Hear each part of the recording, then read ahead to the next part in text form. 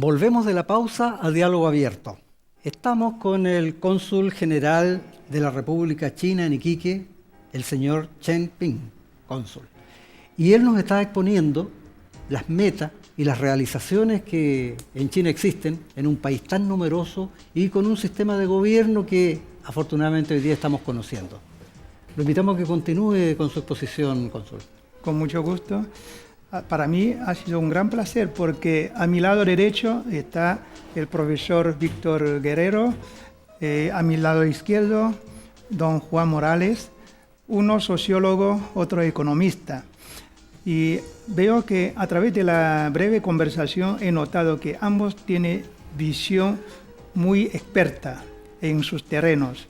Hace rato el profesor Guerrero ha tocado el tema de cómo gobernar un país tan grande, porque esta pregunta es muy importante, es muy buena, muy acertada. Yo personalmente, yo no puedo contestar bien, a lo mejor, pero de todas formas yo trato de dar una respuesta según mi modo de entender. China es un país grande, tiene 1.400 millones de habitantes según el último censo. Un país enorme y además tiene una situación interesante a nivel internacional. Cuando estábamos pobres, los demás nos menosprecian. Cuando estamos desarrollándonos, nos ven con envidia. Entonces, tanto la situación interna... Y con temor. Tanto la situación interna como la situación exterior requiere un gobierno capacitado. Entonces, yo creo que en las últimas décadas, nuestro gobierno, nuestro Partido Comunista de China, que es el gobernante, han sido acertados en conocer, enjuiciar la situación interna e internacional. Por ejemplo, en la década 70 ya se planteó cuáles son los temas actuales más importantes a nivel nacional e internacional. Bueno, la paz a nivel internacional, el desarrollo a nivel nacional e internacional, porque la guerra, después de la Segunda Guerra Mundial, las guerras nunca se han cesado, nunca se han paralizado en su totalidad. De vez en cuando surge en uno y otro lugar. En cuanto a la situación interna, China tenía una pobreza enorme. Recuerdo que en 1978 el PIB per cápita de China es 200 y pico dólares. Ahora tenemos un PIB de más de 8.000 dólares. Estamos más o menos en un nivel medianamente desarrollado en comparación con otros países. Y además, según otros países que iniciaron hace 200 años su proceso de modernización. Sí, claro. Justo si echamos una mirada hacia atrás, y también, según lo que ha planteado en el 19º Congreso del Partido Comunista de China, a mediados de este siglo, vamos a ser un país potente, democrático, civilizado, armónico y hermoso. ¿En qué sentido? Vamos a ser un país desarrollado y en todos los sentidos. Así que, ¿cómo se gobierna ese país? Este país es muy complicado. Además, tenemos que tener en cuenta de la complicación internacional. Sí, claro. Por ejemplo, siempre abogamos por una política exterior de la paz e independencia, pero no nos deja vivir en paz. Hace poco tiempo, Estados Unidos planteó la guerra comercial hacia China. Nosotros decimos no, pero sin miedo a esta guerra comercial. Los estadounidenses también dicen que no, porque cuando iniciamos la globalización en la década 90 del siglo pasado, nos obligó a firmar acuerdos difícilmente aceptados para el ingreso de la OMC. Después de superar las dificultades, hemos logrado un desarrollo muy bueno, pero ahora, al ver que estamos bien, ellos no nos dejan vivir bien. Por eso quiere plantear guerras comerciales sobre cualquier pretexto.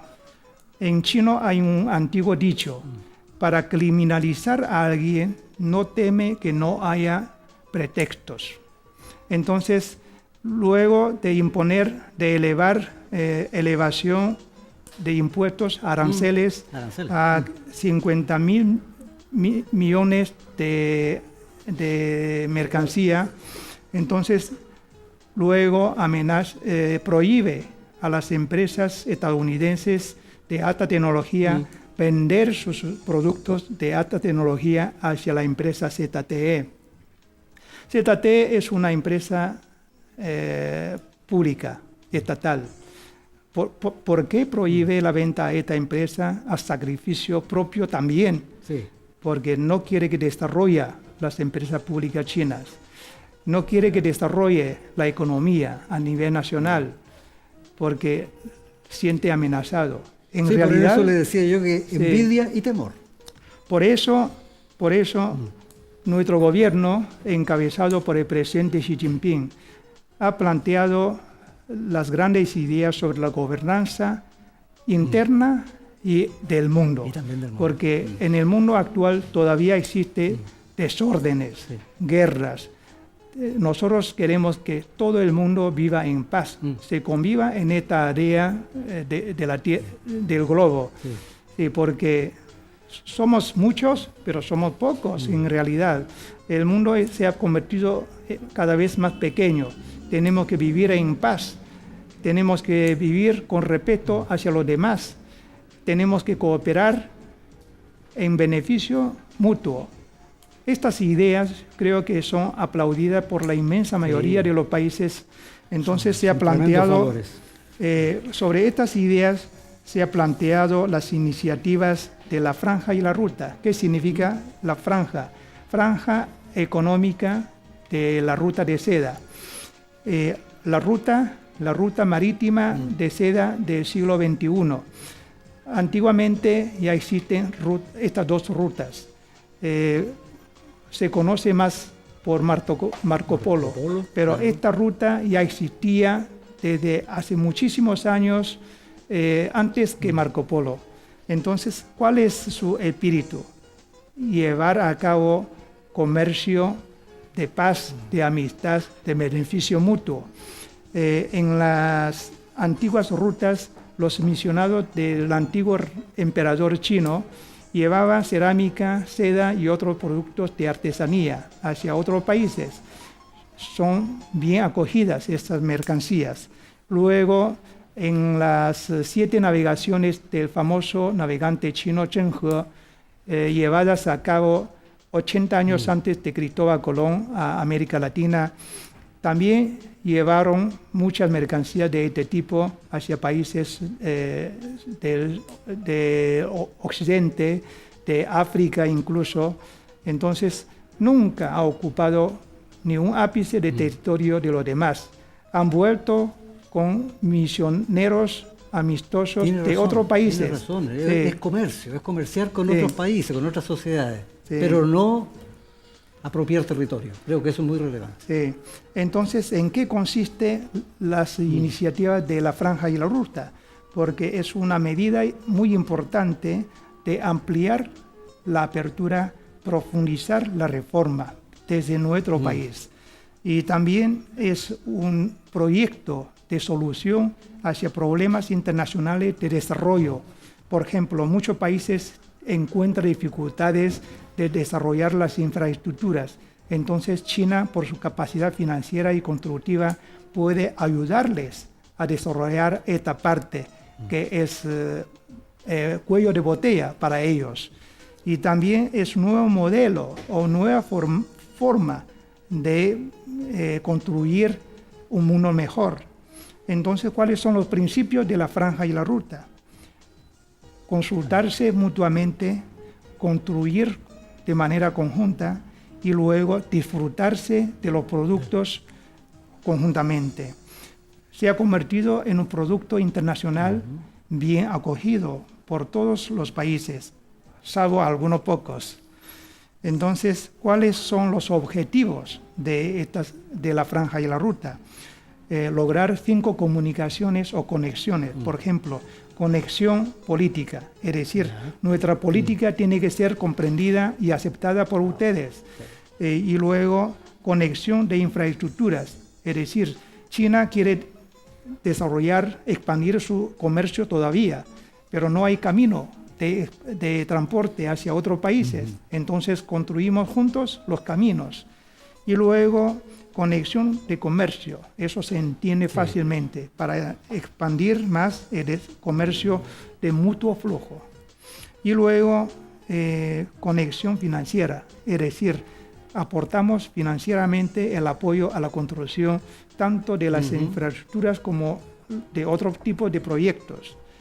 Y por último, conexión de corazones, es decir, los pueblos tienen que beneficiarse de estas 2 iniciativas y luego participar en la construcción de las mismas.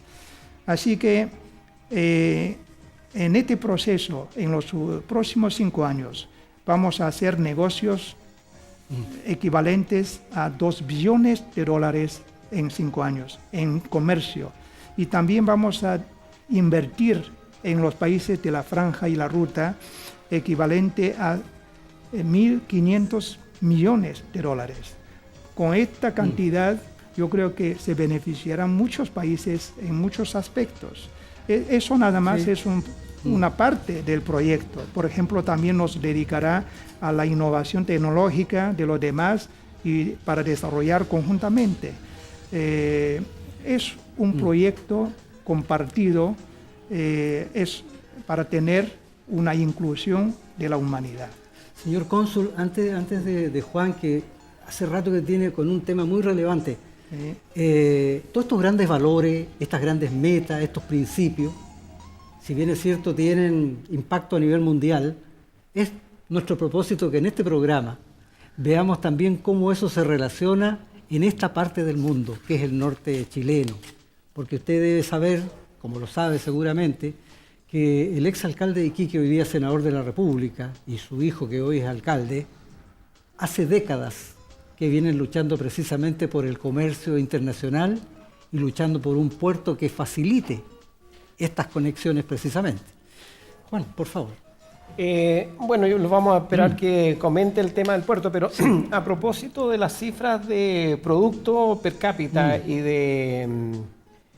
de superación de la pobreza, bueno, China no está exento de las grandes diferencias que hay en todas partes del mundo. Nosotros vemos en Chile comunas muy ricas, en la zona central, más bien la parte oriente de Santiago, y tenemos otras comunas tan pobres como Colchane, que es la comuna que tenemos en esta región, u otras comunas en el resto de Chile. Y en China, bueno, hay 2 indicadores importantes. Uno es el producto per cápita nominal, es decir, mire, esta es la producción total y la dividimos por... O sea, el producto total lo dividimos... Y la otra es sobre la capacidad de pago que tiene esa moneda en cada país. Entonces se establece una canasta de bienes. Entonces dice, mire, estos productos en Estados Unidos cuestan $100 y esos mismos productos en China cuestan $50. Por lo tanto, con $100 yo puedo comprar el doble que los productos en Estados Unidos, y en el caso de Chile igual, a lo mejor compramos 180%. Entonces, con ese indicador nosotros tenemos en Chile un indicador per cápita de paridad de compra, digamos, de $23.000. Y China tiene 15.500. Pero ha ido creciendo en forma espectacular en los últimos años, de tal manera que muy pronto nos van a superar.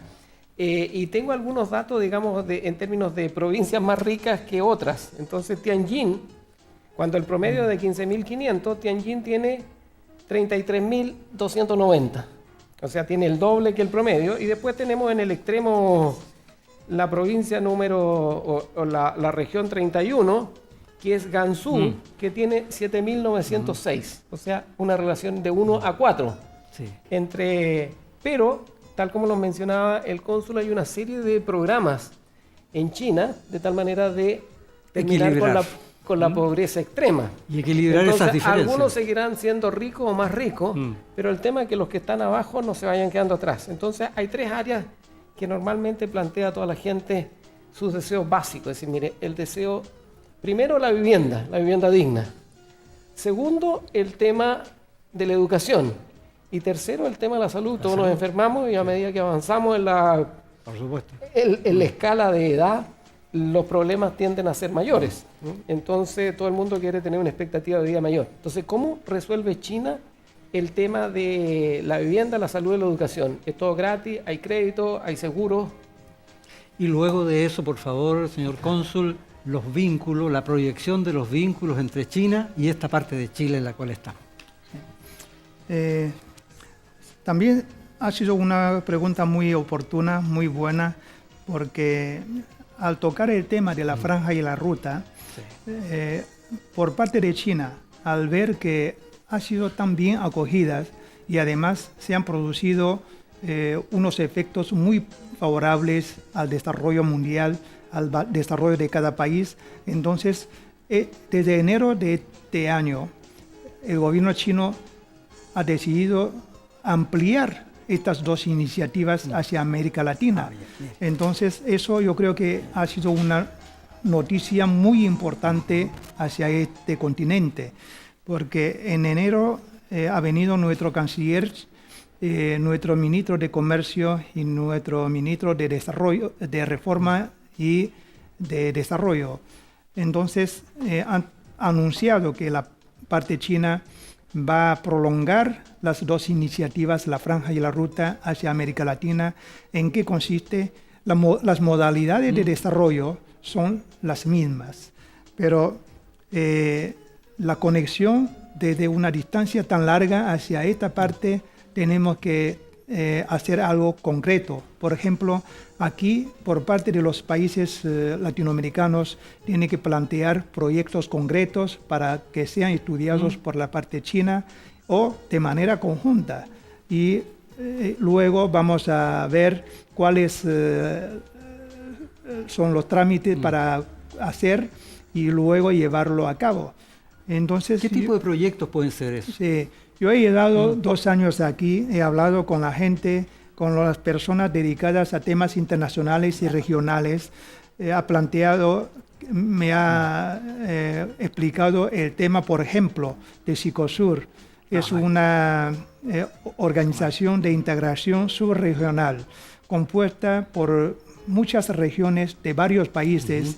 Estas regiones pueden ser zonas extremas de cada país, pero son regiones muy productivas. Por ejemplo, en el sur de Brasil se produce cereales, alimentación, soyas, etc.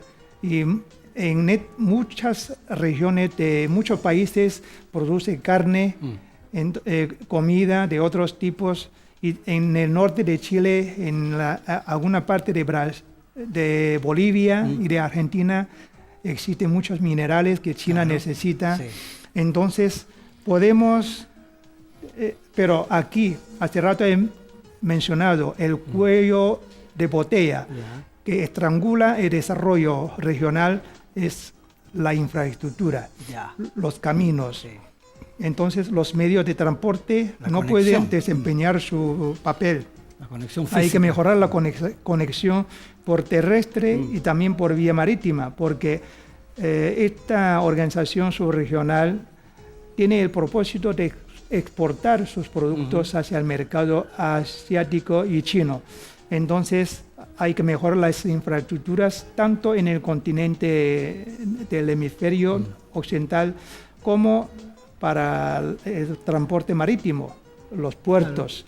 Entonces, en eso yo creo que el senador don Jorge ha tenido la visión de ver lo que era Estados Unidos, porque Estados Unidos era abierto, muy abierto, integrador.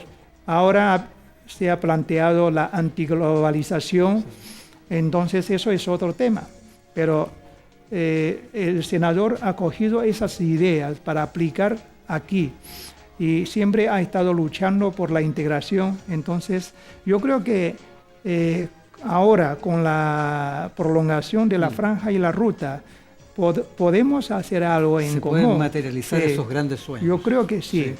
En cuanto al desarrollo de temas sociales en China, por ejemplo, la vivienda, la educación, la asistencia médica, justo gracias al desarrollo económico podemos poner más énfasis en el desarrollo de estos aspectos mencionados. En la difícil tarea de mitigación de la pobreza, hemos elevado el nivel de medir la pobreza. Por ejemplo, anteriormente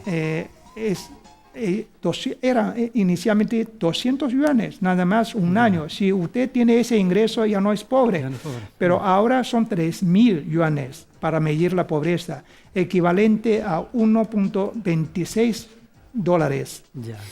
Entonces, estándares altos. Este estándar todavía está, falta por llegar al estándar internacional, que es 1.9 dólares. Pero ha crecido considerablemente. Por la paridad de compra, con 1.26 dólares en China pueden vivir bien, pero todavía existe una cantidad bastante notable de pobreza. Entonces, en los próximos años vamos a quitar esta pobreza, agregando los factores de satisfacerles las necesidades básicas de vivir bien, vivir dignamente, recibir educación y recibir tratamiento médico. Ahora, la gente por distintas causas sufre de muchas enfermedades. Entonces, el costo sanitario es muy elevado.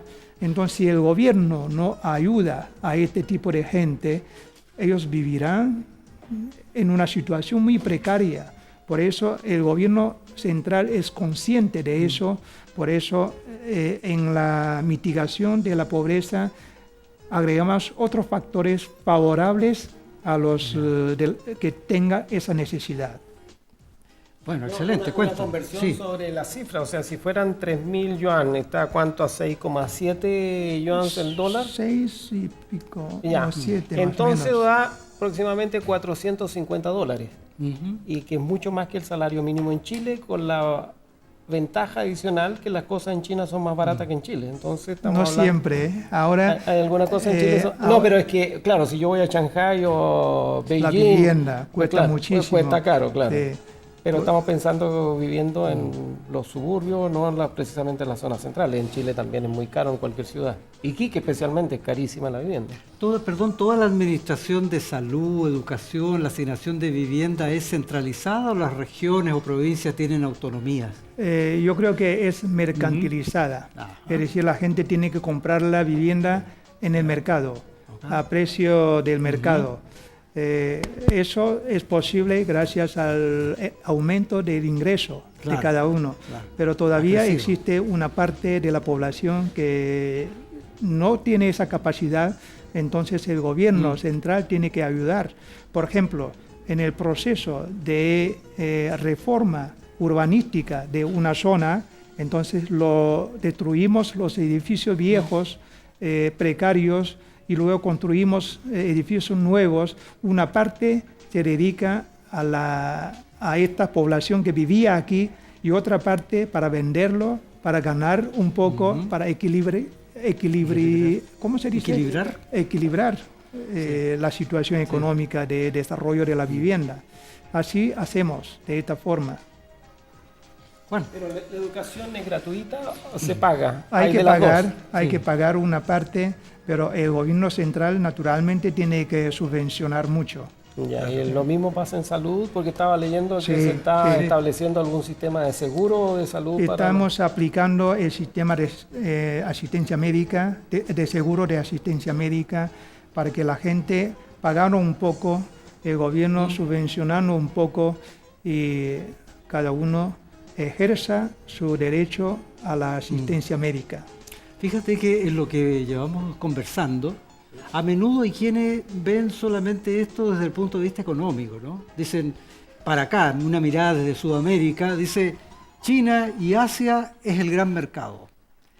Necesitan alimentarse miles de millones y necesitan producir bienes y necesitan, por lo tanto, requieren minerales. Nosotros los tenemos. Y en ese sentido, el comercio, el corredor bioceánico facilita esto para ese comercio. Pero se van desencadenando cosas extraeconómicas. Convenios internacionales, en educación, por ejemplo, en presencia en la cultura de estos países, que va a cambiar completamente lo que hoy día conocemos como una relación Asia-América, ¿no? Y en ese sentido, cónsul, ¿cuál es la proyección con respecto a estas dimensiones extraeconómicas también de parte de China hacia América? Yo creo que China aboga por la amistad con todo el mundo, por la convivencia en paz con los demás, y ahora con su mejoramiento de nivel de desarrollo económico también ofrecemos más productos a nivel internacional. Bilateralmente, China ha sido socio comercial número 1 de Chile durante 3 años consecutivos. El monto global de comercio más o menos 35.000 millones de dólares. Importamos mucho y somos número 1 en la importación del producto de, ¿cómo se dice?, del mineral de Chile. Cobre. Y también somos gran importador de frutas del sur de Chile, vino de Chile. Entonces también exportamos ahora maquinarias, automóviles, celulares a Chile. Hoy he visto la publicidad en el periódico del último modelo de celular de Huawei, que es magnífico, con 3 objetivos de la cámara fotográfica. Entonces, eso es noticias muy buenas. También en los campos de educación, de cultura, ofrecemos becas para los chilenos. Cada año puede haber varias docenas de estudiantes chilenos que pueda tener esa oportunidad de estudiar en China, conocer las realidades y luego dedicarse al intercambio comercial con China. Eso será mutuamente beneficioso. Por eso, además, China y Chile son 2 socios de libre comercio.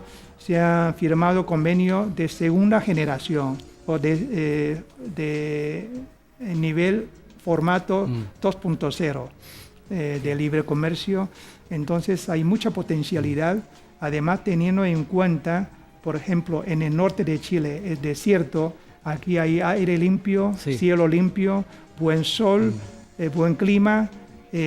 Podemos aprovechar para desarrollar la cooperación de energía limpio y también de observación astronómica y de construcción de infraestructura, como por ejemplo muchos puertos necesitan ser más profundos y con más capacidades. Entonces China es número 1 en esos terrenos, tanto en la construcción de puertos como en la construcción de barcos, en la construcción de carreteras, de tren de alta velocidad, etc.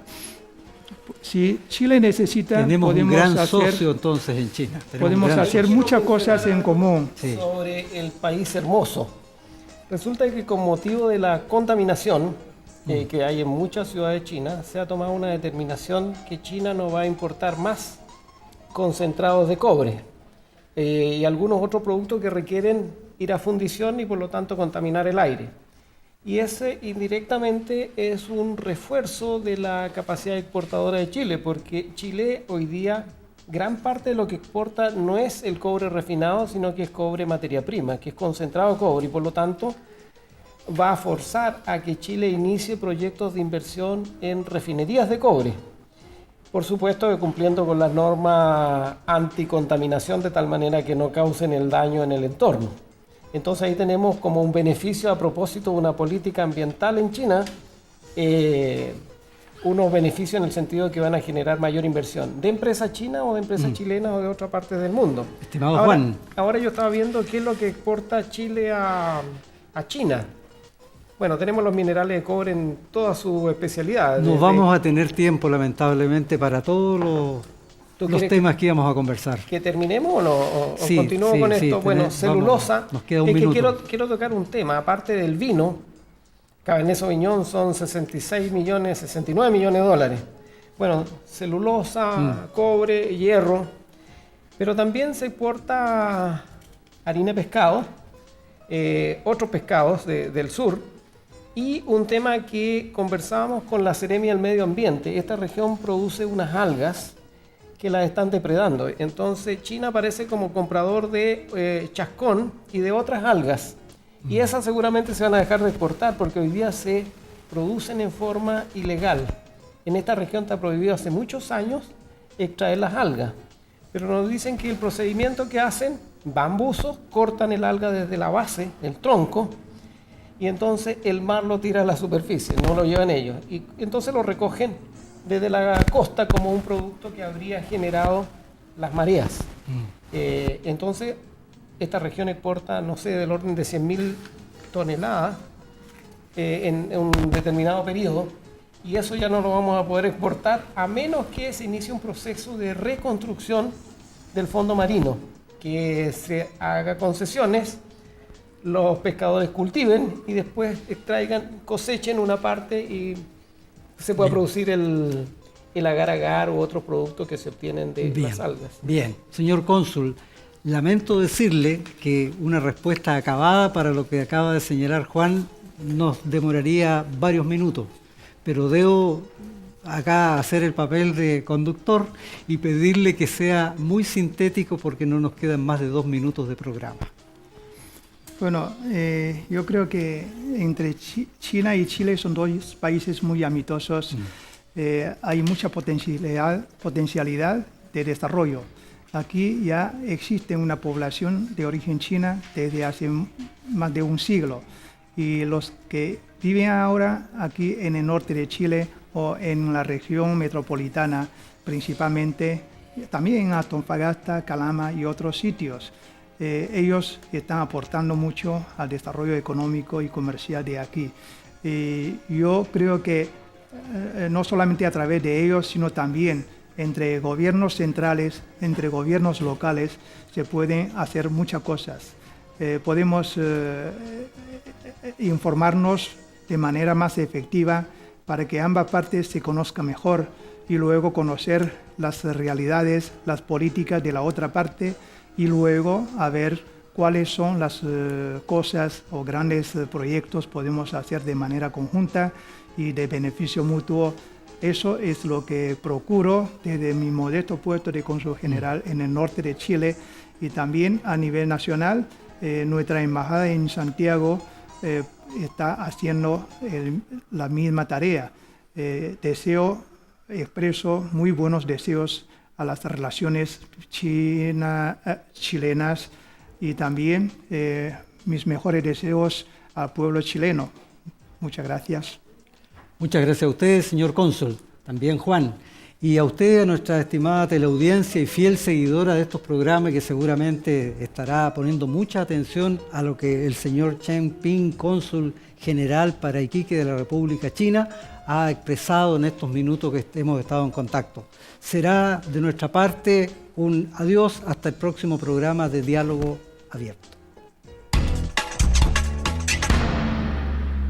RTC Televisión presentó un programa que conversa nuestra contingencia, proyectos y los temas más importantes de Iquique y la región.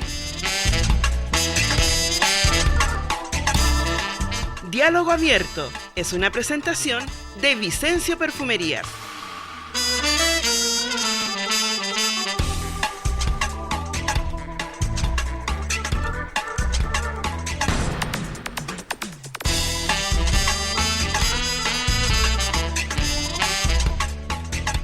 Conduce el sociólogo Víctor Guerrero Cosio y el ingeniero comercial Juan Morales Barraza.